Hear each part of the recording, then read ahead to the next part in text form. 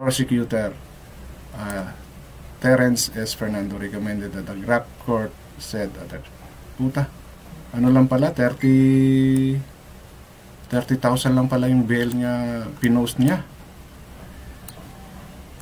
So, yan po yung article.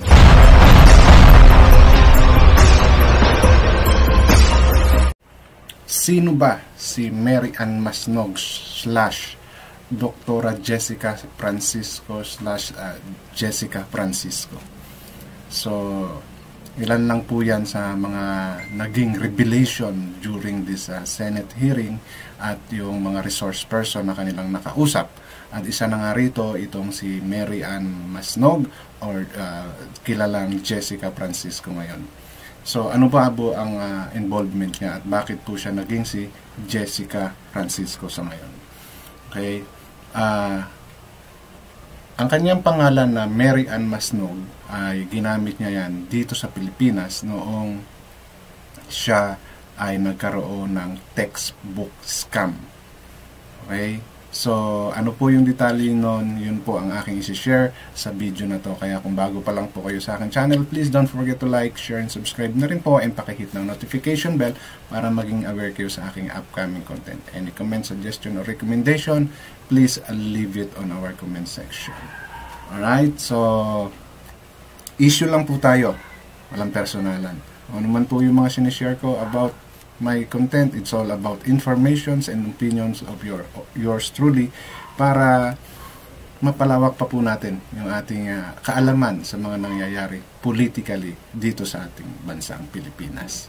Alright, so bilang Mary Ann Masnog, meron po akong clips, okay, na documents or news about this Mary Ann Masnog. Okay, kung bakit, ano po ba yung textbook scam na kanyang ginawa noong time na siya ay si Mary Ann Masnog pa lang. So, this is the news about him. Way back, na-issuean siya ng arrest warrant way back 2008. Okay, so, ito po. So, ito po yung news way back 2008. Okay, pero nangyari ito 2099 or 1998. Sa video pong ipapakita ko sa inyo mamaya, mami-mention niya ni Senator Jingoy Estrada. So, ito po yung arrest warrant ni Mary Ann Masnog na inisyu ng Sandigang Bayan, 2nd Division, in connection with the 24 million textbook procurement anomaly in 1998. Associate Justice Alberto Sandoval, Chairman of the Sandigan Bayan 2nd Division, signed the arrest warrant against Maslog Thursday. Maslog has been charged with the GRAP along with 2 officials of the Department of Education, Culture, and Sports. Other charges were the DEX Regional Chief Account Emilia Aranas and Budget and Finance Division Chief Ernesto Guyang. Ombudsman investigator claimed that Aranas and Guyang processed and approved the document pertaining to 24 million supplies contract of textbook in favor of STEAM Enterprise which were represented by Maslog. If the document were later found out to have been falsified, both have been nagpost ng bail bond for their temporary liberty ahead of the court's finding of probable cause to proceed with the trials. Maslog hit the headline 9 years ago after she delivered a box containing 3 million in cash to the Department of Budget and Management in Malacanang. Wow! On January 1999, this then Budget Secretary Benjamin Diokno asked the NBI to investigate Maslog for the bribe try. She had claimed that the incident was a mistake when she brought the wrong box to the DVM. She said that she was supposed to bring a box of ceramic mugs as Christmas giveaway. In the Sandigan Bayan order, Chief Sheriff Edgardo Arrieta was directed to take Maslog in custody and secure the assistance of the Philippine National Police, National Bureau of Investigation, and the other law enforcement agency assistant special prosecutor Terence S. Fernando recommended that the Grapp Court said that, puta, ano lang pala, 30,000 lang pala yung bail niya, pinost niya. So, yan po yung article about Maslog. Right? So, yan yung reason kung bakit siya naging si Jessica Francisco ngayon. Because of that case.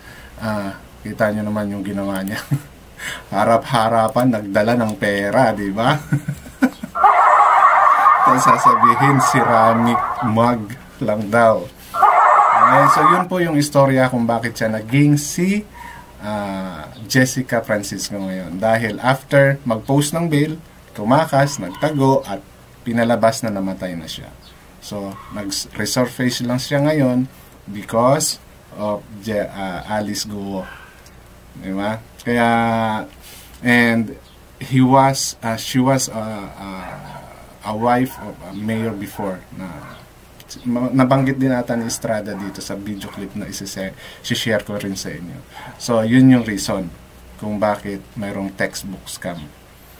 Na nagkaroon ng award and na pineki lang yung mga papers na sinadmit para lang makuha yung 24 million pesos na kontrata para mapupunta doon sa enterprise na kung saan parte itong si Maslog.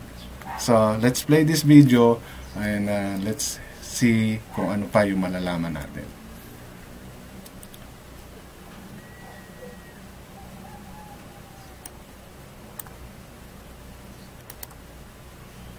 Involved in a textbook scam before because your name rings a bell. Your surname rings a bell to me.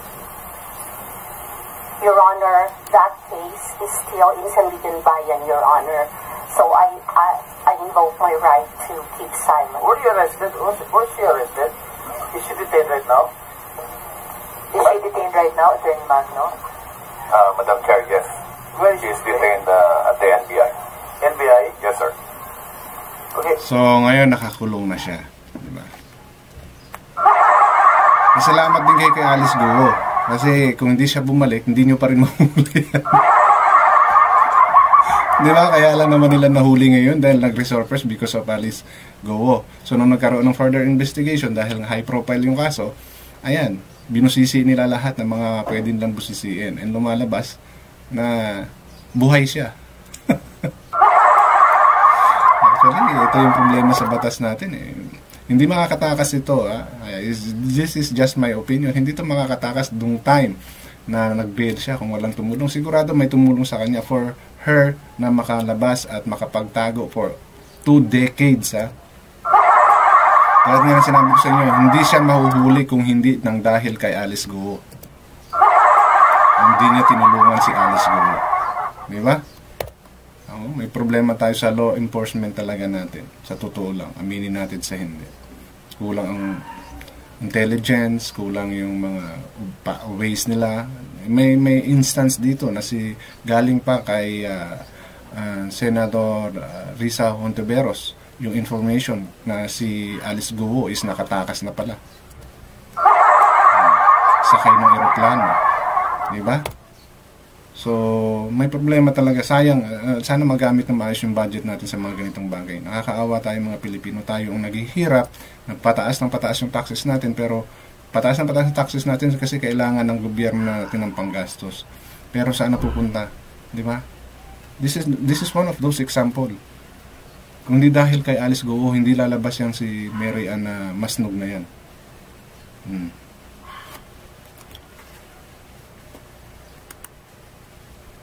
How did you get the name of Jessica Francisco? Answer. Ms. Maslog.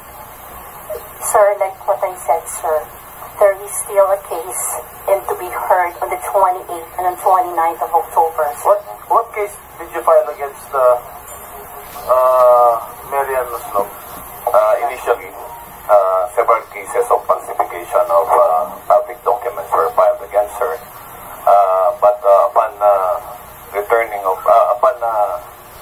this incident, the Sandigan Bayan also issued a warrant of arrest yung plunder ba yan? It appears that it is in connection with the textbook scam. Textbook scam. Noong 1998 ba? 1999? I think that was during the presidency of my father. Ha?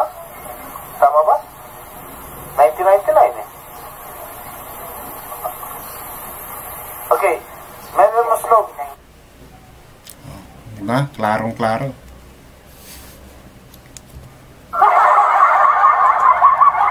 Kung paano nalusutan ng isang Mary Ann Masnog ang batas. Nagtataka lang ako, nung sinabing patay na siya, hindi na nag-effort ang government natin to confirm kung siya ba talaga yung namatay. Diba? May mga DNA testing yan eh. Diba? Na ano yung cause ng ikinamatay. I'm not too sure because I haven't checked if may ganun bang kwentong lumabas. Pero kasi if kinonfirm ng ahensya ng gobyerno na patay na siya, di ba? Hindi aabot sa ganito na halos lahat nagulat na itong si Mary Ann Masnog is si Jessica rin pala, na nagbago lang ng pangalan. Di ba? Kasi hindi ito magiging kagulat-gulat or hindi magugulantang ang lahat ng tao sa Senado, ultimo mga senador, kung na-confirm na itong si Mary Ann Masnog is namatay na talaga noon. Di po ba? So walang nag-confirm. Kaya halos lahat. At ngayon lang siya nakasuhan uli. Di ba? So yan po yung pangyayari.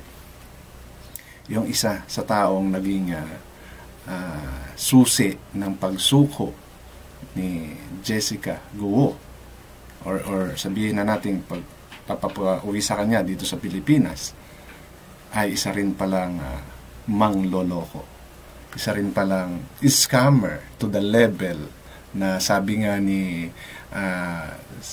Senator Jinggoy is reyna ng kasinungalingan.